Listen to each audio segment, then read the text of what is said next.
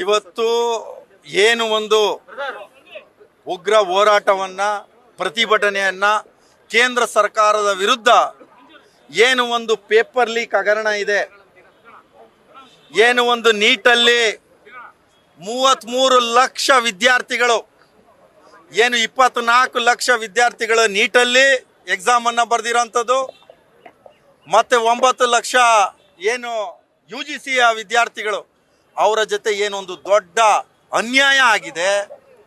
Paper ಲೀಕ್ನ ವಿಚಾರದಲ್ಲಿ ಎಳೆಯಾಗಿ police ಅವರ ಒಂದು ಎಂಕ್ವೈರಿ ಮುಖಾಂತರ ಏನಪ್ಪ ಬೆಳಕಿಗೆ ಬಂದಿದೆ ಅಂದರೆ, ಗುಜರಾತಲ್ಲಿ ಮೊದಲನೇದಾಗಿ OMR ಶೀಟ್ಗಳನ್ನ ಯಾವ ರೀತಿ ಬರೆಸಿ ಕೆಲವು ಜನರಿಗೆ ಹೆಲ್ಪ್ ಮಾಡುವಂಥ ಕೆಲಸ ಬಿಹಾರ್ ಆಗಿರ್ಬೋದು, ಹರಿಯಾಣ ಆಗಿರ್ಬೋದು, ಅವ್ರ ಮೇಲೆ ಇವತ್ತವರೆಗೂ FIR ಆದಮೇಲೆ ಏನಕ್ಕೆ ಅವರನ್ನು ಕಸ್ಟಡಿಗೆ ತೆಗೆದುಕೊತಾ ಇಲ್ಲ? ಅದ್ರ ಹಿಂದೆ ಯಾರಿದ್ದಾರೆ? BJP ಯಾಕೆ ಅವ್ರನ್ನ ಉಳಿಸುವಂಥ ಕೆಲಸ ಮಾಡ್ತಾ ಇದೆ? ಹೆಂಗೆ 67 ಜನಕ್ಕೆ ಫಸ್ಟ್ ರ್ಯಾಂಕ್ ಕೊಡೋದಕ್ಕೆ ಸಾಧ್ಯ? ಇತಿಹಾಸದಲ್ಲಿ ಮೊದಲನೇ ಬಾರಿ ಇದು ನಮಗೆ ಕೇಳಲಿಕ್ಕೆ ಸಿಗ್ತಾ ಇದೆ. 720 ಇವತ್ತವರೆಗೂ ಯಾರು ಇತಿಹಾಸದಲ್ಲಿ ನೀಟಲ್ಲಿ ಯಾರಿಗೂ ಸಿಕ್ಕಿಲ್ಲ. ಇಷ್ಟು ಜನಕ್ಕೆ ಹೆಂಗೆ ಸಿಕ್ತು? ಇದು ಎಲ್ಲವೂ ಒಂದು ರೀತಿಯಾದಂಥ ಪೇಪರ್ ಲೀಕ್ ಸರ್ಕಾರ. ನರೇಂದ್ರ ಮೋದಿ ಅವರು ಹೇಳ್ತಾರೆ, ನಾನು ವಾರನ್ನ ನಿಲ್ಲಿಸ್ತೀನಿ ಫೋನ್ ಮುಖಾಂತರ ಅಂತ. ಅಪ್ಪ ಸ್ವಾಮಿ, ವಾರ ನಿಲ್ಸು, ಬಿಡಾರ ಬಿಡು, ಅದರಿಂದ ನಮಗೇನು ಅವಶ್ಯಕತೆ ಇಲ್ಲ. ರಾಜ್ಯದಲ್ಲಿ ದೇಶದಲ್ಲಿ ಪೇಪರ್ ಲೀಕ್ ಆಗ್ತಾ ಇದೆಯಲ್ಲ, ತಮ್ಮದೇ ಆದ ರಾಜ್ಯ ಗುಜರಾತಿಂದ ಸ್ಟಾರ್ಟ್ ಆಗಿದೆಯಲ್ಲ, ಅದ್ರ ಬಗ್ಗೆ ಮಾತಾಡಿ ಸ್ವಾಮಿ. ಉತ್ತರ ಪ್ರದೇಶ BJP ಸರ್ಕಾರ ಇದೆ, ಪೇಪರ್ ಲೀಕ್ ಆಗಿದೆ, ಅಲ್ಲಿ ಮಾತಾಡಿ. ಬಿಹಾರಲ್ಲಿ ಪೇಪರ್ ಲೀಕ್ ಆಯಿತು, ಈ ನೀಟ್ ವಿಚಾರವಾಗಿ ಹೆಂಗಾಯ್ತು? ಹರಿಯಾಣಲ್ಲಿ ಆಗಿದೆ, ಅಲ್ಲೂ ನಿಮ್ಮದೇ ಸರ್ಕಾರ ಇದೆ, ಅದ್ರ ಬಗ್ಗೆ ಮಾತಾಡಿ ಸ್ವಾಮಿ. ಮಧ್ಯಪ್ರದೇಶ ಬಗ್ಗೆ ಮಾತಾಡಿ. ಅದನ್ನೆಲ್ಲ ಬಿಟ್ಟು ಈಗಲೂ ಸಹ ಅವರು ಕೇಂದ್ರ ಮಂತ್ರಿ ಧರ್ಮೇಂದ್ರ ಪ್ರಧಾನ್ ಪ್ರೆಸ್ ಮೀಟ್ ಮುಖಾಂತರ ಇಲ್ಲಿ ಯಾವುದೇ ರೀತಿಯಾದಂಥ ಪೇಪರ್ ಲೀಕ್ ಆಗಿಲ್ಲ ಅಂತ ಒಂದ್ಸರಿ ಹೇಳ್ತಾರೆ. ನೆನ್ನೆ ಮತ್ತೆ ಪ್ರೆಸ್ ಮೀಟ್ ಮಾಡಿ ಪೇಪರ್ ಲೀಕ್ ಸ್ವಲ್ಪ ಆಗಿದೆ ಅಂತಾರೆ. ಸ್ವಾಮಿ, ಪೇಪರ್ ಲೀಕ್ ಸ್ವಲ್ಪ ಆದ್ರೇನು ಪೂರ್ತಿ ಆದ್ರೇನು?